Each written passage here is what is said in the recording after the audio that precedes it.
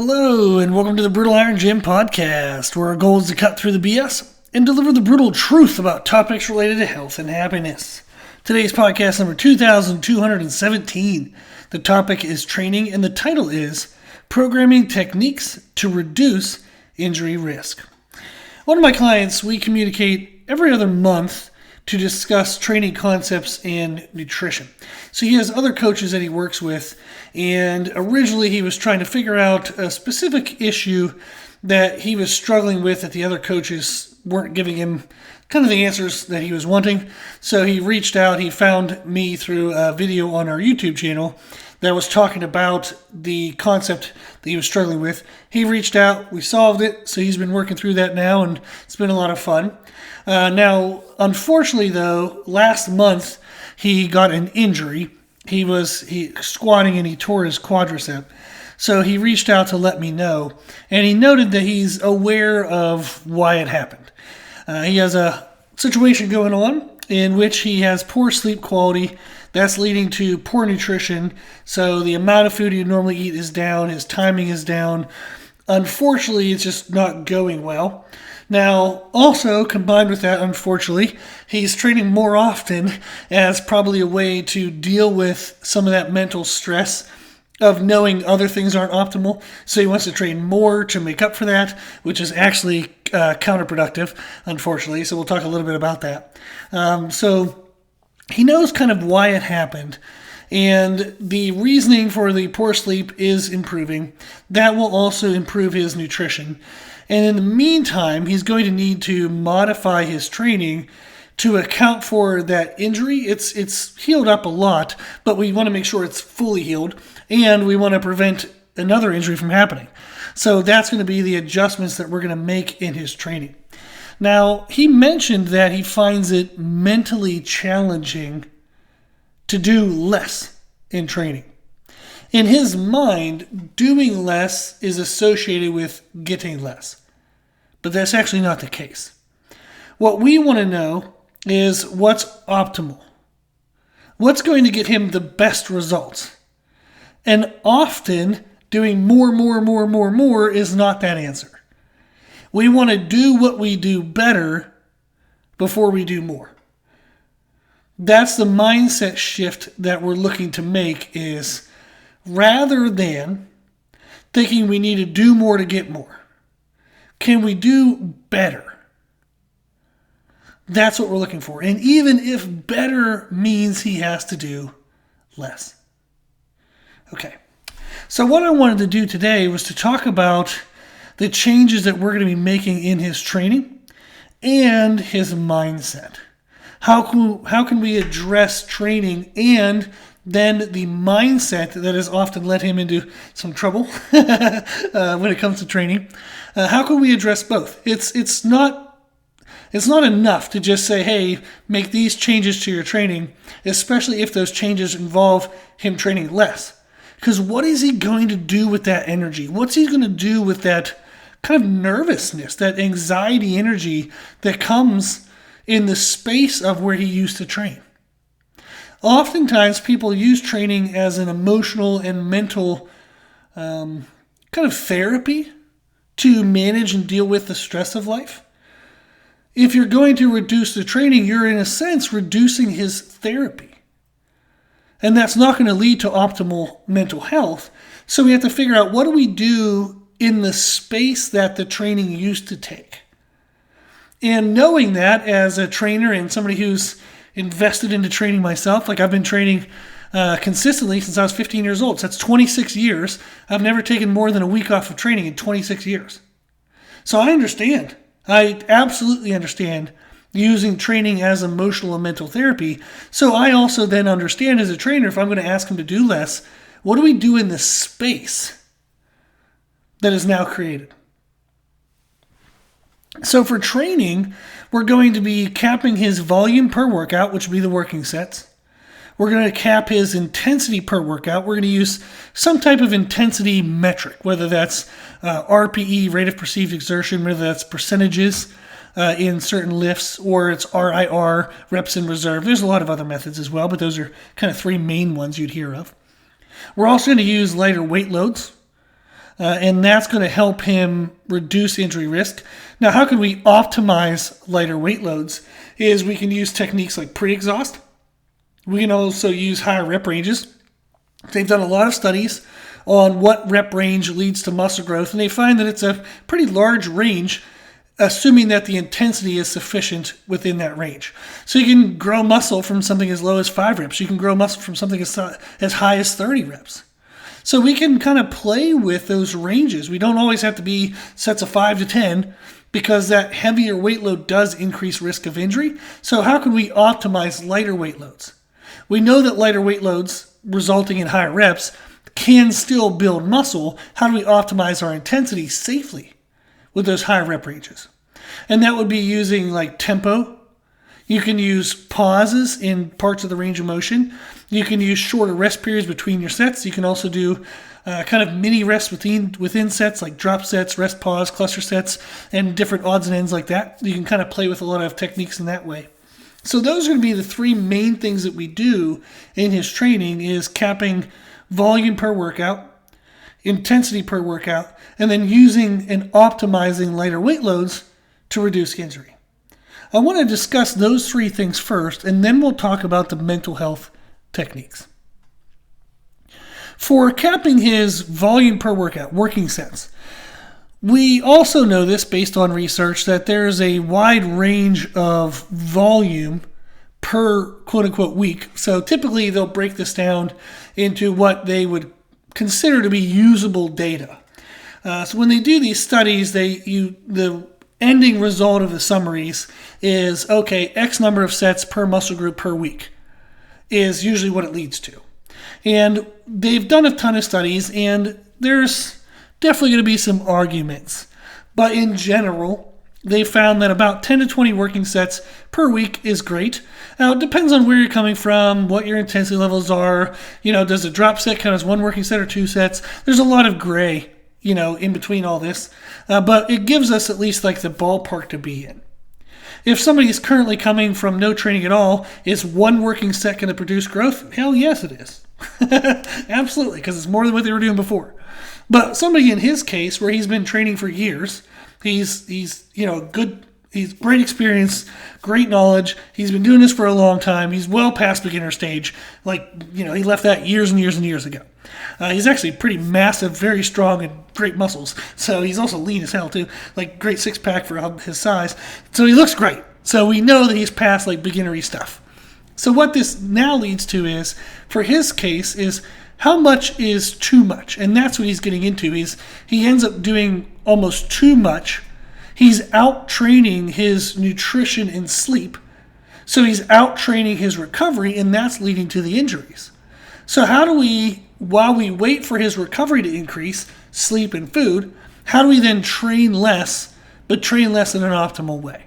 And that would be limiting working sets per workout. And for him, the reason why is, as he starts to get into the workout, he starts to feel better. He starts producing adrenaline, endorphins. These are natural chemicals that make us feel great. It gives us good focus, good aggression, good pain killing. It just kind of like helps us get in this state of euphoria. So as he's training, he's getting further and further, kind of more and more into this euphoric feeling. So he ends up training more and more and more. The training sessions go from an hour to an hour and a half to 2 hours. He goes from, 10 working sets to 15 to 20 to 25 to 30 to 40. It becomes too much.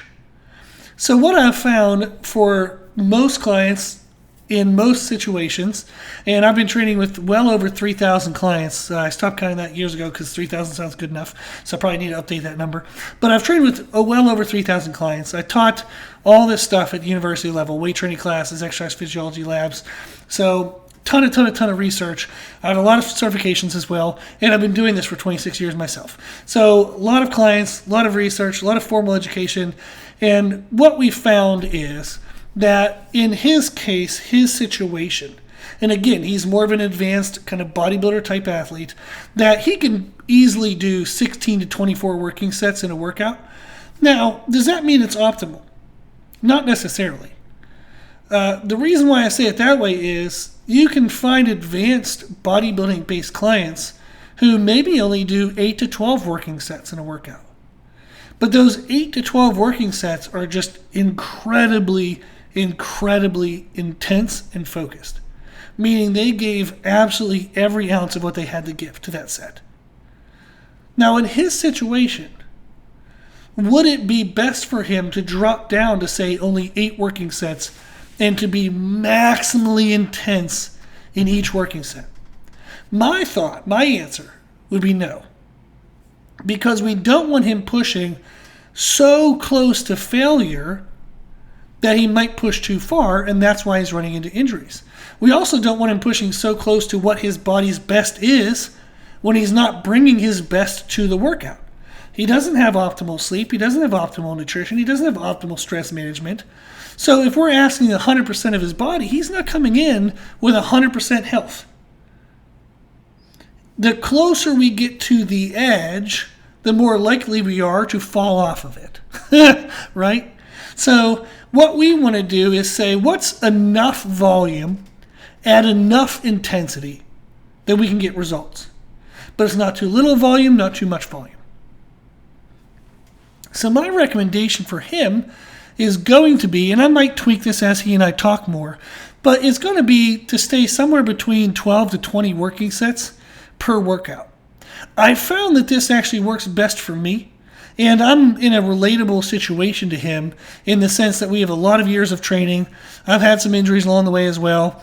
We're advanced enough that if somebody told me I want you to do this exercise to complete failure, I will likely get hurt because I can shut my mind off enough from the muscular pain and say, okay, if I get this going a little bit more, oh, it's starting to kind of cramp a little bit, but maybe I can push through that cramp and then bam, something will tear. So I've trained long enough that I can experience muscular discomfort and pain during a set and continue to move. And that leads to injury. So in his case, I want him to reduce his intensity per working set. So that's the next point I'm going to talk about. And that's going to then necessitate that we have enough volume that at a lowered intensity it's enough to produce results, but it's not too much volume. So 12 to 20 working sets per workout is going to be pretty sufficient for him given the intensity that we want to do per working set. So that's now the second point, is the optimal intensity per working set to reduce injury risk. And that I'm going to guesstimate and recommend to him and to you, the listener, to be at about an 8 out of 10. Now, however the heck you measure this, if you want to do RPE, rate of perceived exertion, they typically use a scale of 5 to 10 when it comes to weightlifting. Weightlifting, they'll use a scale of 5 to 10. 5 is you're moving, but it's no discomfort whatsoever. 6 and 7 are kind of like warm-up efforts. There's maybe a little bit of a light burn, if anything. Then 8 is, okay, it's beyond burning. It's now actually really challenging, but I can do it safely. 9 is, it is really challenging. I don't know if this is safe anymore because my technique is starting to waver and I'll have a bad position or a bad rep here or there. I might end up having to end the set because of that, or maybe I can push through one more. But it's kind of like you're flirting on the edge. 10 is you went all out. Maybe you got it, maybe you died. Who knows? 10 is everything you had. There is no 11 in this game. Okay. So if you think of 10 as like if somebody's in a powerlifting competition and if they squat this weight, you know, like, well, like not to over stress it, but let's say like a lift depended on your life. Your life depended on this lift. And it's like, okay, if I don't get this, I might die. Well, then that would be the level of effort that you'd put in a 10. And that would be similar to like the third attempt at a powerlifting meet, or if somebody's doing a competition and if they lift this, they win first place kind of thing. That's the kind of feeling of like a 10. 9 is everything's a little bit shaky. Maybe you had more. You were able to do it though. 8 is it was very hard, but it was also safe. That's where we want to live. That's our sweet spot, okay? Is it was very hard, but at no point in time did I feel like my technique was questionable. That is the RPE that we would use. If you're doing percentage of lifts, this is not good usually to use because percent really only applies to exercises that you know your 1 rep max. And for most movements, for most people, they're not going to be doing anything that would be like a 1 rep max. Like, do I know my 1 rep max on side lateral raise? Hell no. And I'm not going to try to figure that out. Do I know my 1 rep max on a skull crusher? Nope, and I'm not going to try to figure that out. So percentage is not something I'd recommend using. But if you're doing a lift in which you could reasonably estimate a 1 rep max, you would do 80% of your 1 rep max and use that weight. Now, where do you go? Like, how intense do you push? That's why percentage doesn't work great, is because you still want to then use something like an RPE or an RIR to understand when do you stop the set. So percentage really just tells you what weight to use. It doesn't tell you what intensity to go to. And RIR would be another typical strategy people would use. RIR stands for reps in reserve. So you're going to end when you have X number of reps in reserve. So if you did a 2 RIR, you would be ending when you believe you probably could have done 2 more reps, but they would have been questionable. Like, you probably could have done them. Not definitely, but probably. That's what RIR is.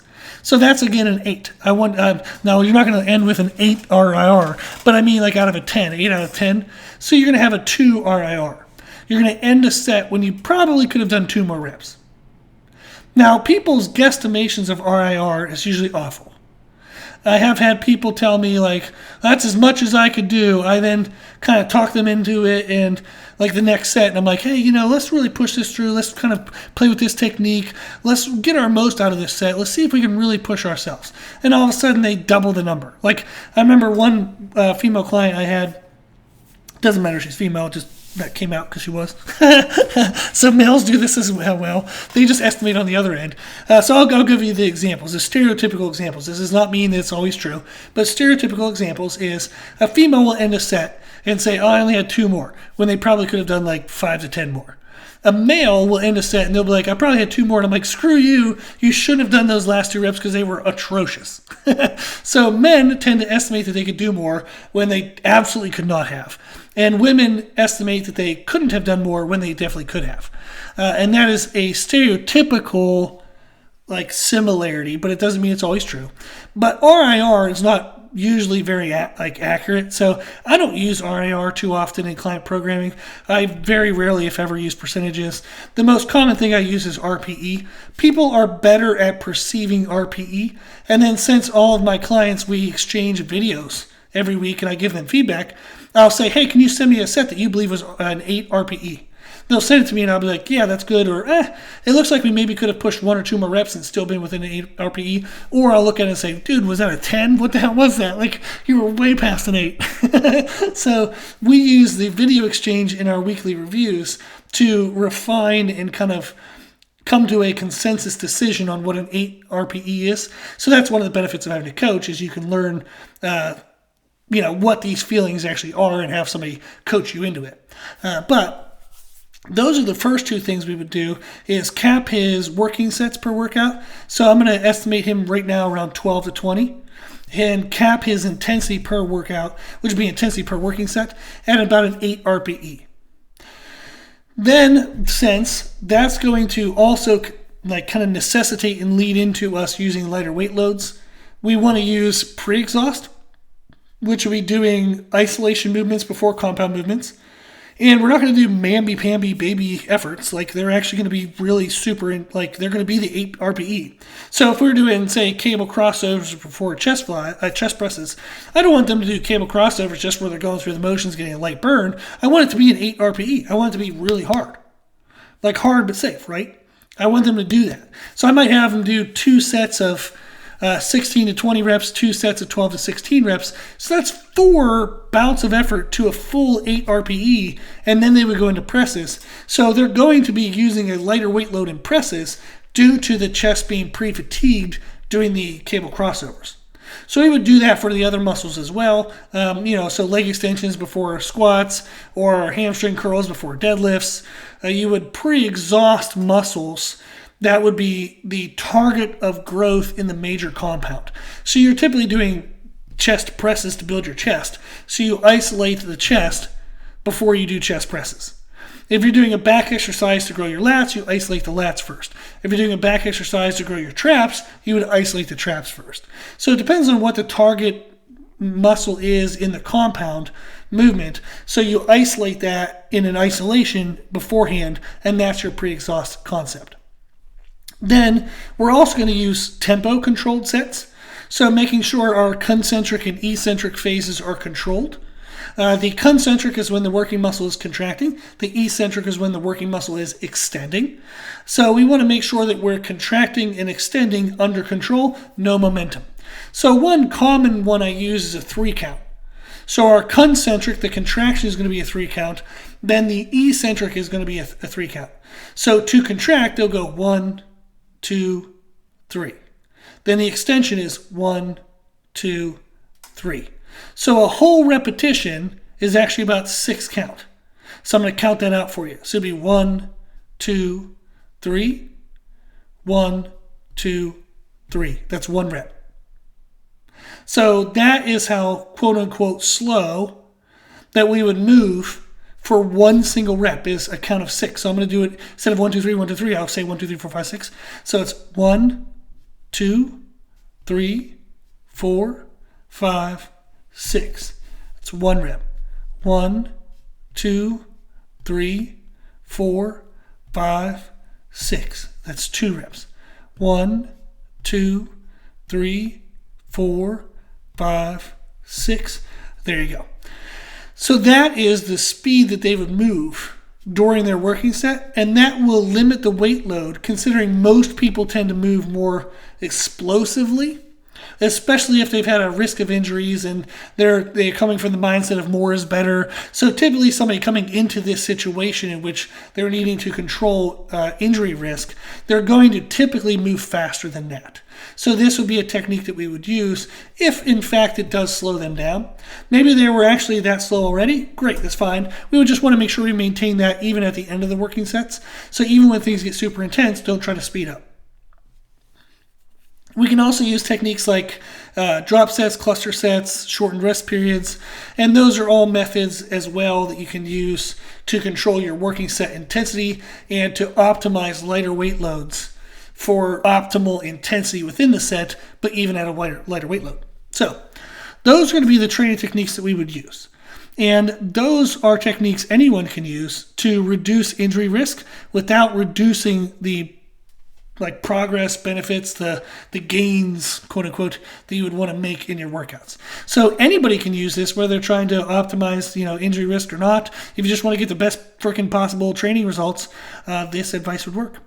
Now, what I want to get into that I believe is equally beneficial are the mental health components of making such a change. If we reduce our training intensity and volume, that is going to then create space. And in that space might be what people needed in order to feel their best. So when they would say this is what I would typically define as the best possible workout. And if I can get the best possible workout, I'm going to feel my best. If they're saying, okay, well, X is my best possible workout, but you're now telling me to do less than X in volume. You're telling me to do less than X in intensity. What do I do with that space, that less than X space? The first thing is understanding that what we're training for, and when you think of the results of the training, not the mental benefits, but the actual results, whether you want to get stronger, bigger muscles, get leaner, whatever you're training for, you're training to optimize those results, not to just do the most training possible. So you're not training just to train. You're training to get one hell of an awesome outcome from the training. One hell of an awesome outcome involves and requires us being optimal, not just doing the most we can. So we're not doing what's possible. How many sets is possible? How much intensity is possible? We're not doing what's possible. We want to do what's optimal. And that often requires us doing less when it's a person coming into this situation saying, hey, I've been getting too many injuries. How do I reduce my injury risk? They're probably coming from a place of doing too much. So we need to do less. In order for us to accept less, we have to accept the change from doing what's possible to doing what's optimal. So understanding that is definitely the first step. The second step then is, what do we do in that space? There is now a space. How do we manage that? How do I manage getting the feeling of doing my best if doing my best no longer means I'm doing as much and intense as possible? One of the ways we'll do that is to have varying workout volumes and intensities. So let's say in this case, like the client's case, they want to train 7 days a week. How in the world can we train every single day and have enough space for recovery? How can we train every single day and have it be optimal when the people who are the biggest in the world don't train every day? The people who are the strongest in the world don't train every day. So it's interesting in that the people that would be the representative of the outcome that the client wants doesn't do what the client wants to do. So the client wants to train every day so they can be strong, the strongest person. Well, the strongest people don't train every day. Well, the client wants to train every day so they can be the biggest possible. The biggest people in the world don't train every day. So the client might want to train every day for these reasons, but the people who have those outcomes, who are the embodiment of that outcome goal, don't do what the client wants to do. So how do I, as a trainer, adjust for that? How do I allow the client to get what they want in regards to their actions, but also get what they want in regards to the outcome? That's a crazy challenge, and that's part of the fun of being a trainer. So one of the methods I use is to use varying intensities on training days. So let's say they want to train 7 days a week. We might have 4 kind of larger intense days. And I'm going to use just like a bro split example to make it easy to understand via verbal podcast. So maybe they have a chest, back, legs, and then shoulders and arms. So those are 4 major days. Well, instead of having those 4 days, and then they don't take any days off, and they just repeat those 4 days, and this is me talking to myself because this is what I used to do, and I still struggle with trying not to do it. But instead of doing those 4 days and then just repeating them, so all of a sudden I'm training my chest every 5 days, and maybe it isn't fully recovered, and it's probably not because I just trained 3 other body parts to their maximum. I just maximized my sleep, nutrition, my recovery capacity for these other days. What do I have coming into this chest day? I'm probably still freaking recovering systemically from the other days. So what we can do is to intersperse or kind of interlace lesser intense workouts. So maybe I do my chest and my back, and then the next day I'm just going to do calves. I know. Who the hell wants to do a day of only calves? But it gives them a chance to go in the gym. They get to do a little bit of something. Maybe they can extra walk on the treadmill. They get to BS with some people. It keeps them in the rhythm. Then maybe they do legs. And then the next day maybe we do abs. So they're just going to do an ab day. That's a lower intensity day like it was the calves. They're still active. They're still getting to do something. But it's a lower intensity day. Then maybe they do shoulders and arms, and then maybe the next day is neck and forearms. Maybe they want to train their neck, maybe they want to train their forearms. So that's a lower intensity day. So this gives them 7 days a week that they can do something, but there's highs and lows in regards to the big days and small days. That'd be another way of saying it. So we have big days, we have small days, rather than just only big days repeated over and over and over and over. And then they wonder why they bury themselves into the ground. So that's one technique. Another technique is to use what's called learning sessions. So I've had trainers, like over half my clients are trainers. So I'll use learning sessions as another technique. So maybe they train Monday, Tuesday, Thursday, Friday. So Wednesday, they're going to do a learning session, which would be I want them to do something low activity, maybe going for a walk, but listen to a podcast or an audio book about stress management, nutrition, training, how to make habits more consistent, motivation. Just listen to something related to physical and mental health. So maybe they'll go for a 40-minute walk, listen to a podcast or audiobook for 40 minutes, and that takes the place of their workout. So they still had dedicated time that kept them in the rhythm of that when they would typically work out, but instead of doing a workout, they did this learning session. Another example is an education session. So maybe they do education or teaching. So they'll create a social media page. All my trainers already have that. They already have a business page. But if you don't have that yet, you'd want to create a social media page, whether it's on Instagram, YouTube, maybe you make a podcast, whatever you want to do. Just make a platform in which you can share your journey and what you're learning along your process. You might not be a trainer and you're like, why the hell would I do that? It's fun. It's fun to share with others what you're doing and what you're learning. You can then also build a kind of social network in a space in which represents something you love. So if you love physical health, physical culture, you can create a space in that. I had a client previously who loved the WWF, like wrestling stuff on TV. And what they did was they take one day a week and they would actually make like a how to train as a wrestler video. And it was super fun because they would show like rotational movements. I actually built this into their programming so that way they could have more fun in their programming. But they would share what they were doing in their workouts and they would show like a working set. It's sub-maximal effort, but just show it. And then it would teach why they're doing that. And they loved it. They built like some friendships around that and it was super fun for them. I think they're still doing it now. But that was something in which they could share something they love with others, and that was now a space for that day. That was something that was still emotionally and mentally soothing and relieving, that gave them that what they needed that day, which was that disconnect from the world's stress and life's chaos. They just want something that disconnects them a little bit. So it requires some focus, but it's doable. You want to have something that kind of removes your mind from the rest of life. And that is now your stress relief. So they can have their workouts and they can also have this teaching session. They can have their workouts, they can also have this learning session. Another thing would be to develop a second hobby. Maybe do some art, do some music, maybe get into some reading. Maybe you like to read. So just find something else you can do, a second hobby you can do on the quote-unquote rest days from our weight training.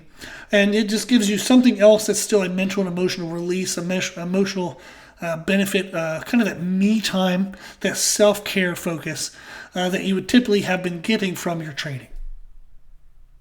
So these are a couple ideas and strategies that I've used in different ways and in different amounts, cost different clients over all the years. So it's something you can kind of take anything that strikes your fancy, strikes your interest, you can take that and kind of build it and take it and develop it for yourself. But reducing injury often requires this mental shift from what's possible to what's optimal. And learning that, okay, I know what I used to do. I can't do that anymore because it's not what's best for me. Let me find a new way. Let me be open to new ideas. I want to be able to get what I want to get without getting beat up and injured and, have all this stress and negativity along the way. So doing less does not equal getting less. And that's important for us to recognize in our training. We want to do what's optimal, not what's possible.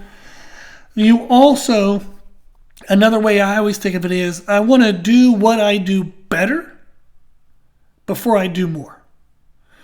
Often, for myself, I have a lot of things that I want to give my time and attention and my best energy self to. I want to give that to my wife, my spouse. I want to give that to our dog, Daisy. I want to make sure if she asks me to play, I want to have the energy and the time capacity to be able to take that time to play.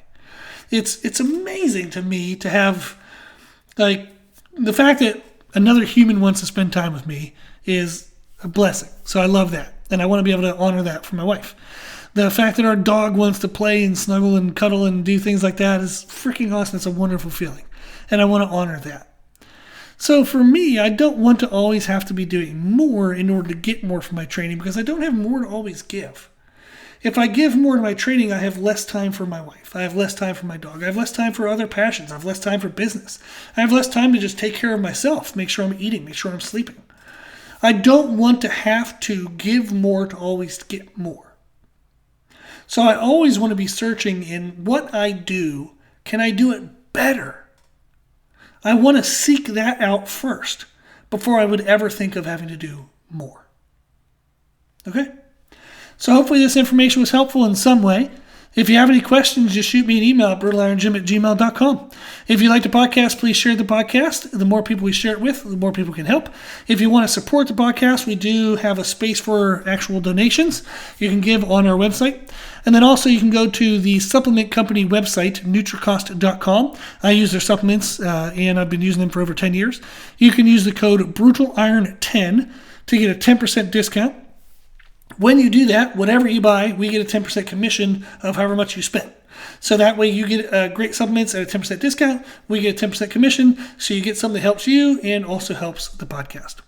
And then if you want more information from us, you can find us and follow us on Instagram and YouTube under the name Brutal Iron Gym. As always, I hope this was helpful, and thank you for listening.